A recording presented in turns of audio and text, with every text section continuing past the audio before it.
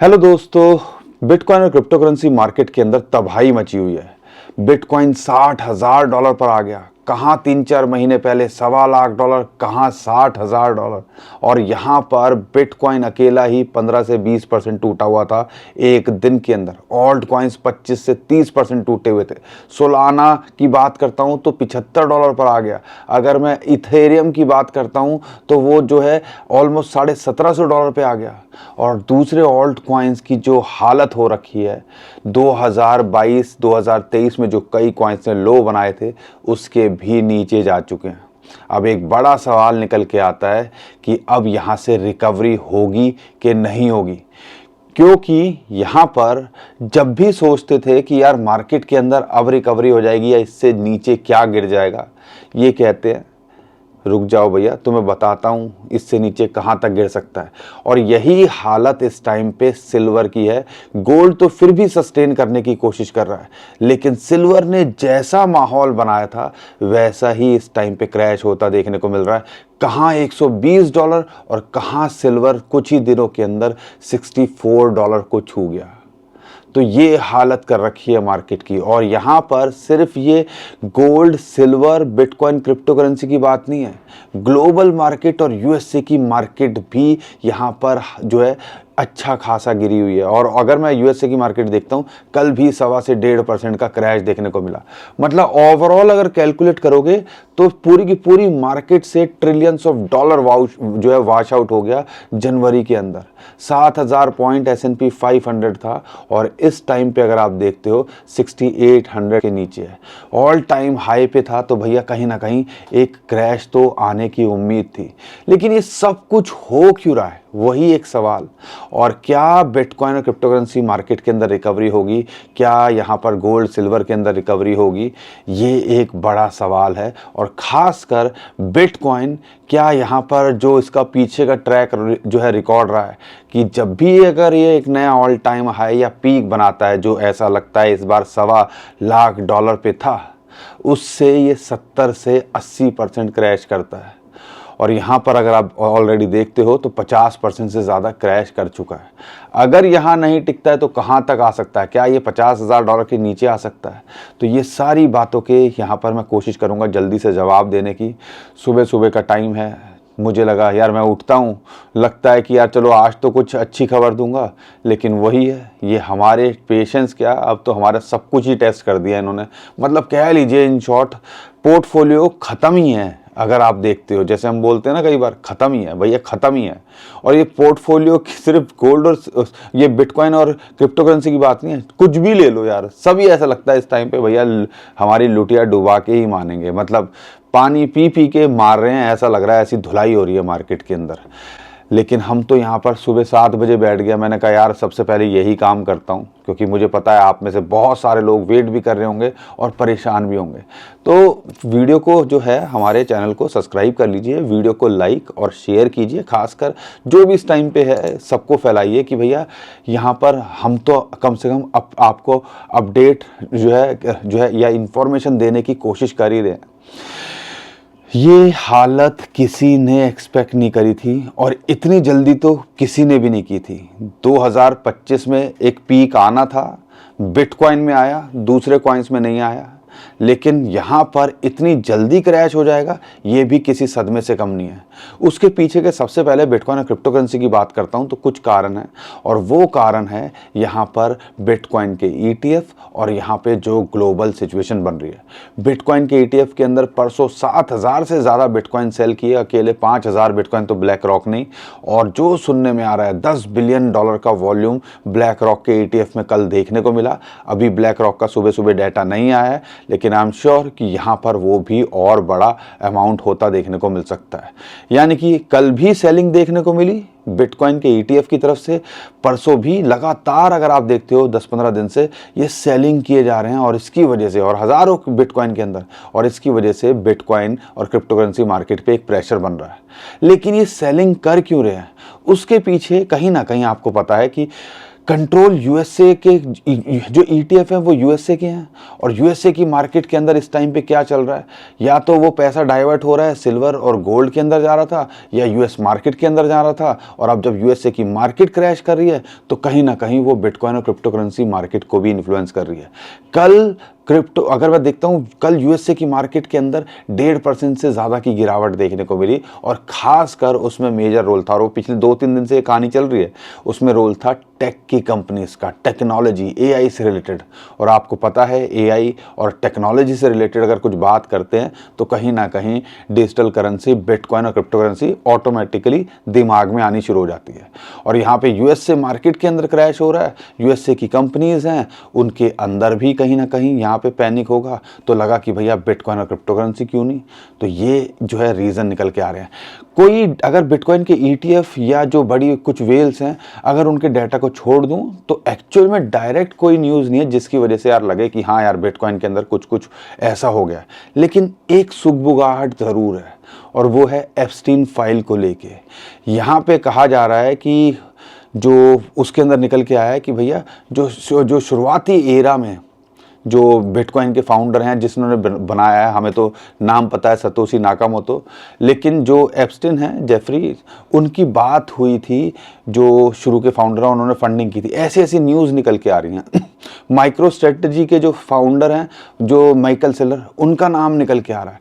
तो इन सारी वजहों से भी जो है कहीं ना कहीं कॉन्फिडेंस लूज हो रहा है। और आप देखोगे जो स्ट्रेटजी कंपनी है जिसके पास में लाखों बिटकॉइन है, उसका जो शेयर है अपने हाई से ऑलमोस्ट 80% इस टाइम पे डाउन दिखा रहा है।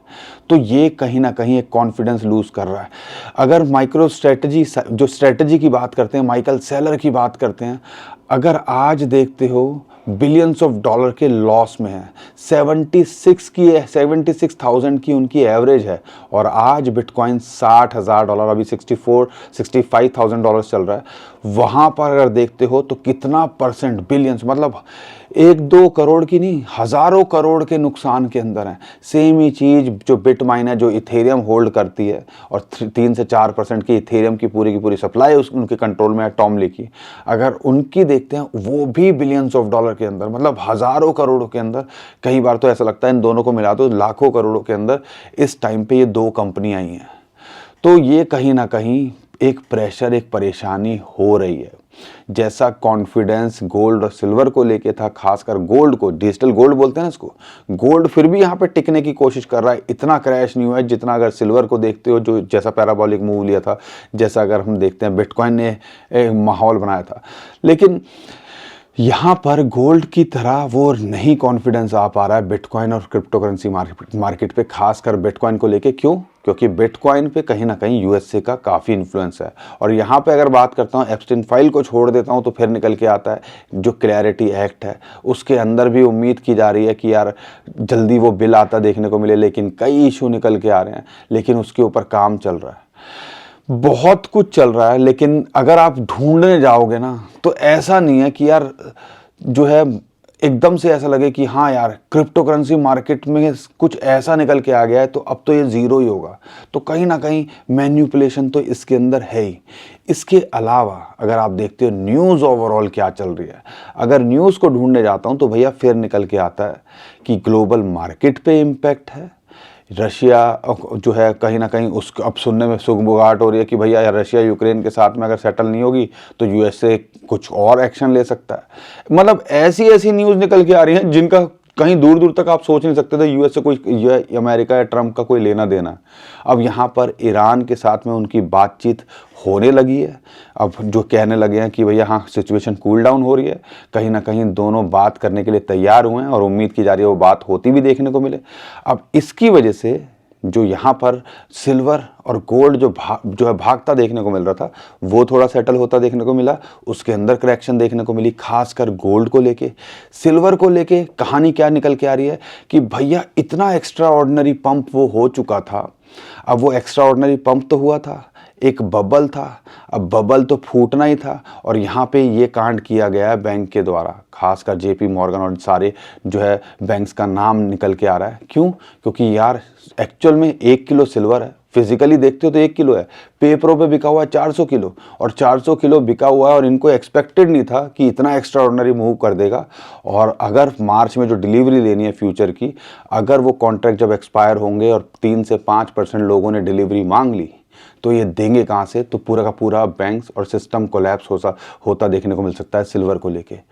तो गोल्ड की अलग कहानी है, ईरान जो है अमेरिका को लेके।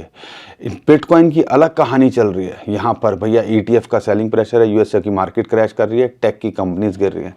यहाँ पे सिल्वर को लेके ये बैंक्स की अलग अलग कहानी चल रही है। और यहाँ पर अगर यूएस मार्केट को भी देखते हो तो टेक के अंदर जो है कंपनीज जो एकदम से एक्स्ट्रा ऑर्डिनरी परफॉर्म दिखा रही थी, वो क्रैश होते देखने को मिल रही है। तो इनकी अलग कहानी चल रही है। तो घूम फिर के सारी कहानियाँ अलग अलग हैं, लेकिन ग्लोबली ऐसा लग रहा है कि सब कुछ एक साथ गिर रहा है। तो यहाँ पर जो है हर कोई घबरा गया है। तो इन शॉर्ट ये कहानी चल रही है। बाकी अगर मैं बात करता हूँ यहाँ पर बिटकॉइन को लेके, बिटकॉइन हो भाई, इतनी मेहनत करा रहे, सुबह सुबह बैठ गया हूँ और मुझे पता है सब कुछ इस टाइम पे गोल मोल हुआ पड़ा है, आधे से ज़्यादा चीज़ें बाउंसर जा रही होंगी, लेकिन समझने की कोशिश करो। हम यहाँ पे कोशिश तो कर रहे हैं इन्फॉर्मेशन देने की, तो सपोर्ट किया करो, वीडियो को लाइक और शेयर कर दिया करो यार। और यहाँ पे अगर मैं टेक्निकली बात करने से पहले एक और इम्पॉर्टेंट बात करना चाहता हूँ बिटकॉइन को लेके। अगर बिटकॉइन का 2025 में, जैसा कि 4 साल का साइकिल बोलते हैं, पीक हो चुका है, $1.25 पे ये आके, मतलब वो उसका पीक था, अगर वहाँ से करेक्ट करते हैं तो इसका हिस्टोरिकल रिकॉर्ड कुछ खास अच्छा नहीं रहा है। 70 से 80% तक की गिरावट देखने को मिली है, 84, 83 और 70, 77%। अगर मैं मानता हूँ यह 70% गिरता है, इस बार 50% तो गिर ही चुका है, 70% गिरता है तो ये जो है $40,000 तक भी आता देखने को मिल सकता है। लेकिन अगर मैं कहता हूँ चलो यार अब मार्केट मैच्योर हो चुकी है, ETF वाले कंट्रोल कर चुके हैं, 50% की यहाँ गिरावट भी देखने को मिली है, तो फिलहाल के लिए $57,000 से $60,000 एक सपोर्ट जोन है। उसके बाद $50,000 है। और वर्स्ट केस सिनारियो में अगर वो हिस्ट्री रिपीट होती है और वो जो चीज़ 70 से 75% गिरती है, तो भैया यहाँ पर ये 35 से $40,000 भी आता देखने को मिल सकता है कि भैया हाँ उसका टॉप हो गया और उसके बाद दोबारा हिस्ट्री रिपीट हो रही है। तो ये कहानी इसके साथ में, अगर वो वैसा हो गया तो ऑल्ट कॉइन्स का क्या होगा भैया, आप खुद समझदार हो। और ऑल्ट कॉइन्स के अंदर यहाँ क्या हो सकता है, इसीलिए हमेशा बोलता हूँ कि चलो यार बिटकॉइन और इथेरियम में है, 5-10% ज़्यादा एक्सपोजर नहीं होना चाहिए क्रिप्टो के अंदर, और उसके अंदर भी मेजर जो है बिटकॉइन और इथेरियम होना चाहिए, क्योंकि ऑल्ट कॉइन्स की जैसी हालत है, ऐसा लगेगा कि यार सालों में ये शायद रिकवर ही ना कर पाएँ, ऐसी हालत हो रखी है ऑल्ट कॉइन्स की। और अगर मैं बात करता हूँ यहाँ पर टेक्निकली, तो अभी क्या लग रहा है, $60,000 से $57,000 एक सपोर्ट जोन है। वहाँ अगर आप देखते हो कि यहाँ इसको टिकना चाहिए, अगर यहाँ से नहीं टिकता है तो $50,000 है। लेकिन अगर यहाँ से बाउंस बैक करता है तो इमीडिएट जो इसको रेजिस्टेंस है ऑलमोस्ट जो कह लीजिए 74 से $75,000, जो $1,00,000 लगाने के बाद इसने जो है बॉटम बनाया था।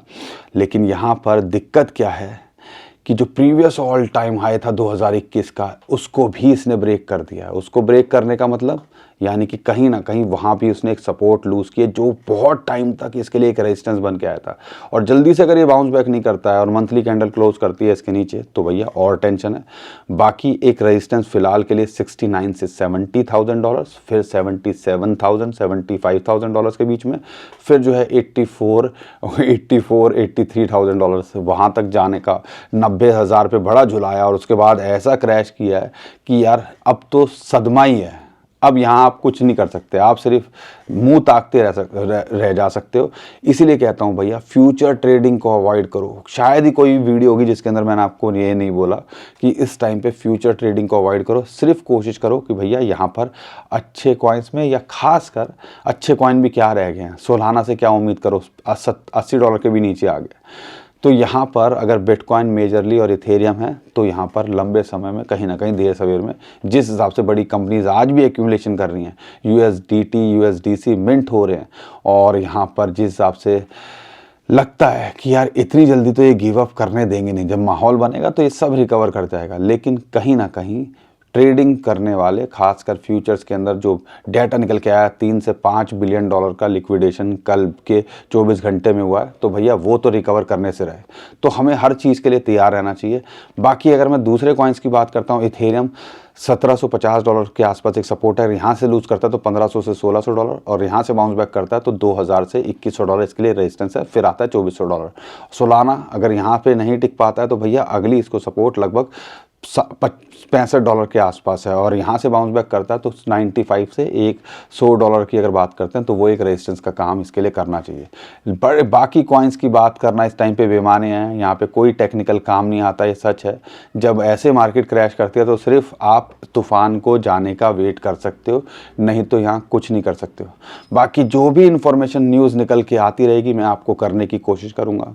हालत बहुत ख़राब है, कुछ दिन रिलैक्स करो। पोर्टफोलियो देखते ही अब घबराहट नहीं होती, अब सदमा लगता है कि यार मैं कहाँ फंस गया हूँ। सबके साथ ऐसा है, तो भैया यहाँ पर चिल करो। ट्रेडिंग वालों को तो भैया यहाँ पर इस टाइम पे कुछ है नहीं, क्योंकि जिस हिसाब से जो फ्लक्चुएशन है 15-20% ऊपर नीचे जैसे हो रहा है, तो यहाँ पर ये सदमे से कम है नहीं। खास और साथ के साथ अगर मैं बात करूँ सिल्वर को लेके, सिल्वर की कहानी भी यहाँ पे अच्छी नहीं है। हिस्टोरिकली डाटा को देखते हो वो भी 70 से 90% टूटा है, और हमने जब इसके बारे में बताया था आपको, लोगों को लगा पता नहीं आ रही है, तो फिर अब सिल्वर की कहानी भी ख़राब करेगा। और यहाँ पर आप देखो $64 आ गया, एक बेस पॉइंट यानी कि $50 तक ये आ सकता था अगर उसके हिसाब से भी देखते हैं इसके पीक से, तो कहीं ना कहीं उसके काफ़ी क्लोज है। और जिस हिसाब से मार्केट वोल्टाइल है, जिस हिसाब से बैंक की मैनिपुलेशन है, तो ये भी कहीं ना कहीं $50 तक आता देखने को मिल सकता है अगर $75 पे ये नहीं टिक पाता है। अच्छी बात क्या है, गोल्ड फिर भी थोड़ा स्टेबल है और कहीं ना कहीं कॉन्फिडेंस देता है कि हाँ यार, गोल्ड में देर सवेर में रिकवरी होती देखने को मिलेगी, और ग्लोबल सिनारियो के अंदर सेटल होगा तो गोल्ड के अंदर भी एक करेक्शन आते देखने को मिल सकती है।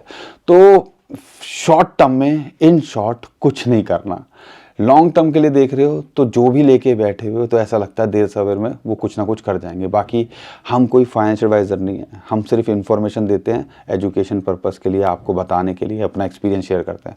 तो भैया कुछ भी करने से पहले अपने फाइनेंशियल एडवाइज़र से ज़रूर पूछिएगा और उसके बाद कुछ कीजिएगा, क्योंकि जो रायता फैला है ट्रम्प भाई साहब के बाद में क्या छोड़ो, 2021 के लो पे के नीचे भी हम हैं, हाई के नीचे भी हम हैं बिटकॉइन को लेके, तो और किसी की क्या बात करूं। बाकी ये मार्केट ने इस टाइम पे इतना रुला दिया है, ना हंसने के रहे ना रोने के, आंसू सूख चुके हैं। बाकी जो भी होगा मैं अप टू डेट रखने की कोशिश करूंगा। हमें फॉलो ज़रूर कर लीजिएगा, वीडियो को लाइक और चैनल को सब्सक्राइब ज़रूर कर लीजिएगा। ट्विटर टेलीग्राम को हमारे फॉलो कर लीजिएगा, नीचे डिस्क्रिप्शन है उसका भी लिंक दे दिया है। अभी के लिए विदा लेता हूँ, खुश रहिए, घबराइए मत, मुस्कुराते रहिए, अपॉर्चुनिटीज़ को ढूंढते रहिए। आपका दोस्त पंकज, थैंक यू, नमस्कार, धन्यवाद।